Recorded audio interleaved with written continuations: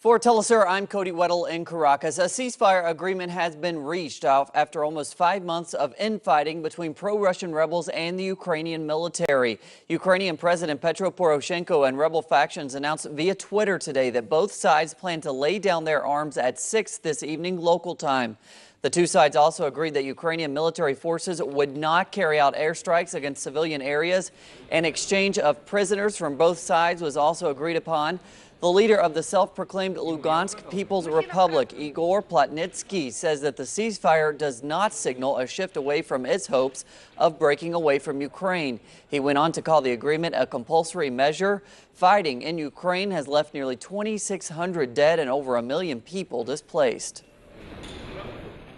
Day 2 of the North Atlantic Treaty Organization Summit is underway in Wales today. 60 world leaders will discuss a range of issues, including the Islamic State militant group in Iraq and Syria and the civil war in Ukraine. NATO's now defunct High Readiness Force will be replaced with the NATO Response Force, which will be deployable anywhere in the world. UK Prime Minister David Cameron has pledged to contribute 3,500 personnel to the group. Meanwhile, U.S. Secretary of State John Kerry says the U.S. will form a core coalition with countries willing to help fight IS. Kerry continues to insist that there will be no boots on the ground in Iraq or Syria. NATO Secretary General Anders Fogh Rasmussen likened the current state of global security to the Cold War. He also encouraged the continuation of what's known as NATO's all for one and one for all musketeer mentality. Peace talks in Havana continue today between the Colombian government and the Revolutionary Armed Forces of Colombia guerrilla group, also known as the FARC. Our correspondent Charles Parkinson has more. The latest cycle of Colombia's peace talks got underway September 5th with a conciliatory gesture from the FARC, who came out to insist that they did recognise the victimhood of their former hostage, politician Clara Rojas. Now, Rojas has been the subject of much controversy here in Colombia after a guerrilla came out earlier in the week to say that she was not a victim. The FARC delegation in Havana has subsequently distanced themselves from those comments. Now, victims will once again be at the centre of the talks, with the second of 5 victims groups due to arrive in Havana on September the 10th. So in the coming days, we can expect to hear exactly who those victims are going to be.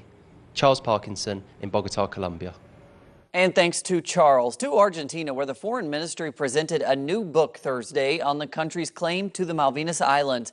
Half a century ago, Argentina first raised the issue of the islands at the United Nations Special Decolonization Committee. The United Nations soon passed a resolution calling for dialogue between the two countries over the territorial dispute.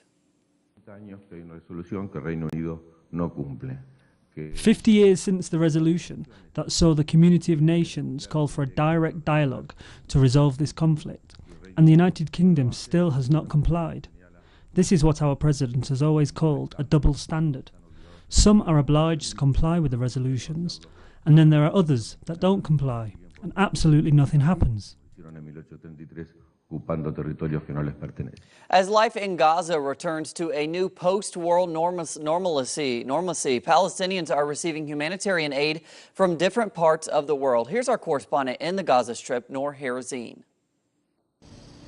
It's the second Friday in the Gaza Strip, and for the second time after 51 days of dreadful war in the Gaza Strip, families were able to go out and enjoy their holiday, to visit each other and go out shopping. It was a calm, peaceful day in the Gaza Strip.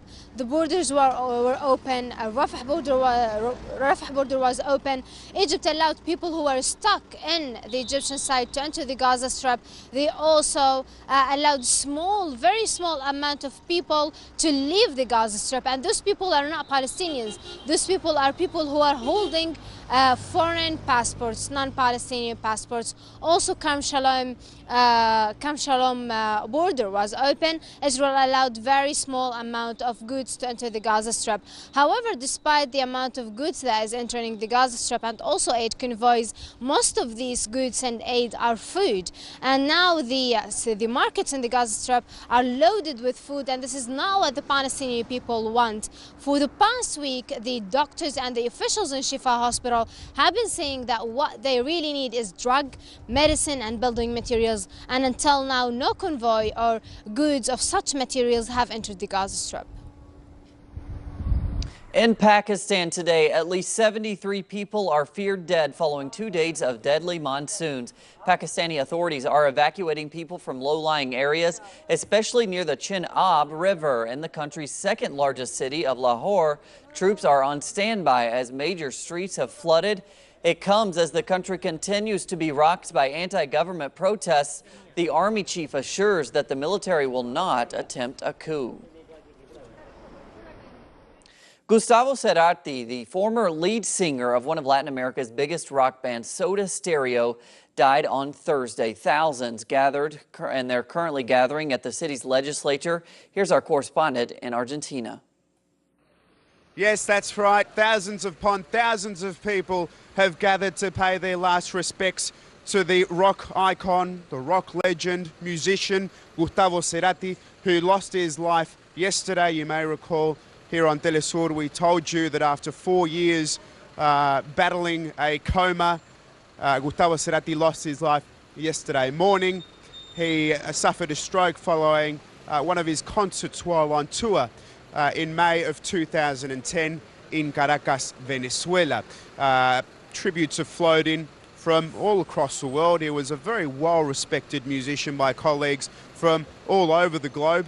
Fito Páez, another Latin American rock icon, sent in a bouquet of flowers. The Bolivarian government of Venezuela has also paid its official respects, and the son of Mercedes Sosa has also been visiting the remains of Gustavo Cerati, who will be buried, I should say, later this afternoon. Back to you.